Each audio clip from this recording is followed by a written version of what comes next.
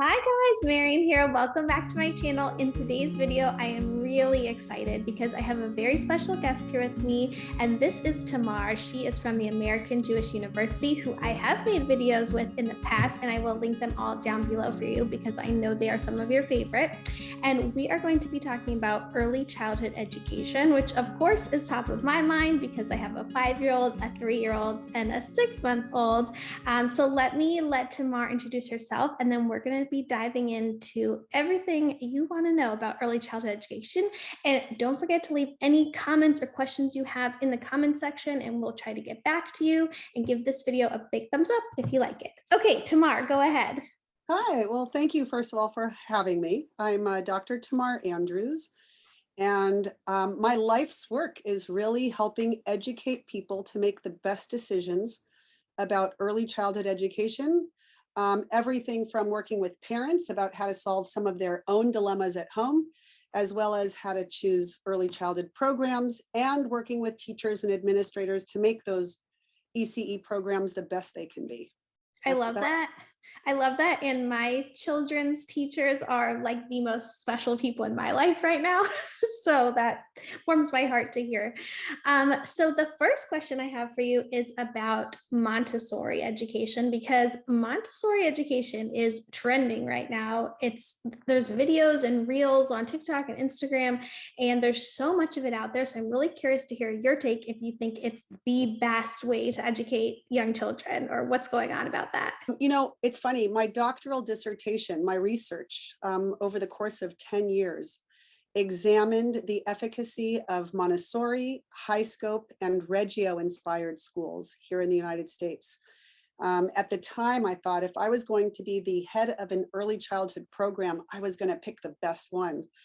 And what I realized very early on in my research, and then it was validated by others, is that we tend to create curriculum models in some of our programs, expecting every child to walk in fitting that curriculum model. I actually, as a professor, teach it the opposite way, which is get to know your students first. And then once you get to know your students, figure out which part of a curriculum model will work best for that child. And Montessori, by the way, is not a copyrighted word. So I could sell ice cream sodas and say it's a Montessori program. Right. I wouldn't be in trouble. And you probably wouldn't be the only one. In a truly Montessori-based program, you're not supposed to do fantasy play. So you're not supposed to do like dragons and fairies and things like that.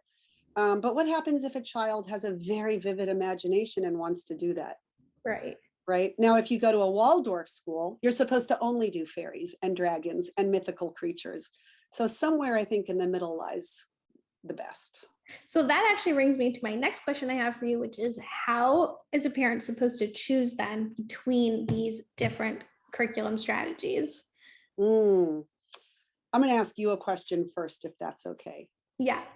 From the time you were 2 till you were 18, what percentage of your life did you spend in school? Take a while. Probably a lot, 75, right? So that's about the typical answer. If you have a 6 to 8 hour day, then it's 25 to 33% of your day only. Now take out Sundays, holidays, sick days, vacations, etc. You actually spend less than 10% of those years in school. Really? So that, yeah, I know. It doesn't feel like it. So that, well, because sometimes your most vivid memories are of school. But right. The point I'm making, though, is that what parents tend to do is they look for the best preschool for their child. The best preschool is actually the one where the parents will make friends. Because every research study has shown that the more actively participating you are in your child's education process, the better your child will actually do socially, emotionally, cognitively, academically. But if you don't like the people there, you're just going to drop them off and pick them up. Right. So you have to pick a preschool for you.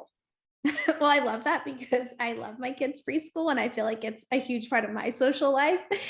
So I'm glad to hear that it's actually beneficial to them too.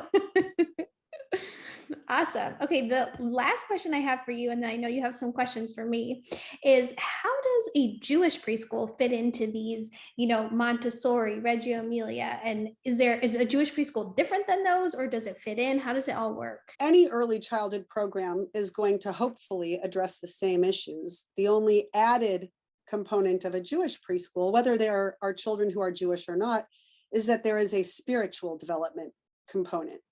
So, depending on the philosophy of the Judaism that they practice there, God will either play a very centralized role or God will play a peripheral role. But Jewish preschools tend to also nurture that spiritual side, Mhm. and I think should be working much harder at the community building component, Mhm. because we really want, Jewish life is not a spectator sport. In fact, you're not supposed to pray unless you've got 10 of you together Right. in one group, a minyan.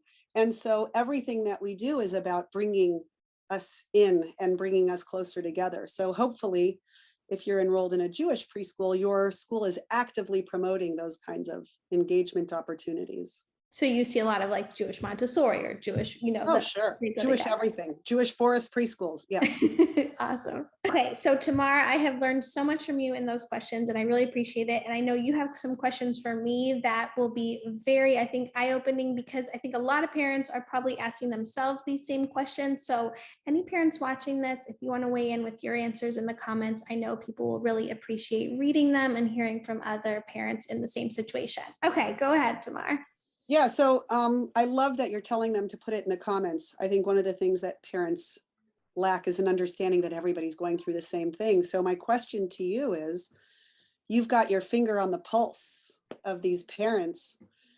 Having gone through the last 2.5 years, what do you see as a difference now in the needs for parents? We have a class at AJU called Homeschool Partnership. I'm going to rejig the class based on whatever these answers are, I think. So I think parents are spending a lot more time at home with their kids, and it started in the pandemic, but it hasn't really shifted. So even, for example, my husband works full time, but his work is now, his office, is mostly at home, the number of days that he's at home versus in the office. So just naturally, he's around our kids a lot more. And so for me, I'm a stay-at-home mom who does YouTube, and I've found a way to not have to hire a nanny or a babysitter and just kind of manage everything on my own. And I think a lot of other parents are in similar situations where they're kind of just pick and parceling and making things work. And, one parent watches them for an hour here and one parent there. And I think there's been a real shift into doing a lot more parenting while working, but also just a lot more time with our kids, and just generationally, right? Like our kids aren't just out playing in the neighborhood as much, on their own while the moms, sit and chat and make dinner. So I find the trend is to be a lot more isolated, unfortunately, and a lot more time with our kids. So I think the things that we're struggling with is that where we may, and I don't know if this is true because I've only parented in this generation, but we're doing a lot more of the heavy lifting. And I know what I find difficult is making sure that my kids are well behaved, making sure they're acting appropriately and things like that, because I really believe in this, gentle parenting philosophy that I always talk about on my channel, and being loving and, making sure that their home is their safe place. But then sometimes I just need them to get in the car so we're not late. So I'm, bribing them with M&Ms or telling them I'm going to take their toy away if they don't get in the car by the time I count to 5. So I think that dynamic is really hard as a parent, because you want to be their best friend, but you actually need to be their parent as well. Yeah. It's funny that you said the bribery. A lot of parents will feel guilty when they bribe their children. And yet, I've never seen a teacher or a parent standing outside the bathroom for a 12-year-old going, I'll give you M&Ms if you go potty. And eventually it works itself out. It is true. It's true. Yeah. I have one follow-up then to this, which is, what do you wish would change in your life, or the way the world operates right now to make parenting easier? Like, is there something that those of us in early childhood could do to make your lives easier, balancing this better? I think two things. One is just to teach parents how to create their little communities, because it's really awkward to set up a play date with a mom you've never spoken to before. And it's almost like you kind of don't know the rules and how it's supposed to work and what age is that happening. So I think it's almost like teaching parents how to socialize in this new context would be so helpful, because I know every time, I always tell my husband this, you always think your kids are like crazy and terribly behaved until you spend 5 minutes with anyone else's kids. And then you're like, oh, they all do these weird things. So I think it's just so helpful, mental health and everything else. And it's good for the kids too, to just spend time with other kids. So that's one. And the other thing I think would be really that I know I am always learning and looking, to learn more about, is really just how to translate this gentle parenting philosophy into getting kids to be more self-starters. So my friend once said to me, the best thing you can do for your child is less. Do less for them so that they learn how to do things on their own. And I know for me, like, especially with my oldest, I was always putting on his shoes and socks. And it never occurred to me until he was going to summer camp that I was like, wait a minute, he's going to have to get changed after the pool and put on his shoes and socks. And this poor child is not going to be able to do it because I've been doing it for him every day, because I never thought to stop doing it and let him learn how to do it on his own. And also it's like, I can't bear to see him struggle for even 5 seconds. So, so it's like learning how to, almost step back and encourage them to do things on their own without making it a fight. Yeah, I think what you're hitting on here also is that resilience piece that I see many kids are lacking. The more you asked me at the top of this, how do you know how to choose a preschool curriculum? And I think, again, that speaks to the parents are trying to pick and do things for their child to make life as easy as possible for their child.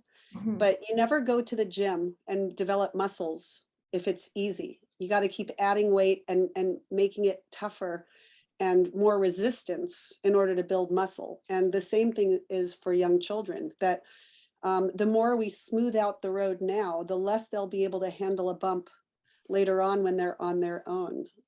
There was a Right. great study that was done at Harvard a few years ago before the pandemic about freshmen who were dropping out. And they labeled the 2 groups that dropped out either teacups or toast. And the teacups were dropping out because they were so fragile. They were like China, because their parents had done everything for them to get them into college, that by the time they got to Harvard, they had no idea how to live on their own, like even just to, exist on their own.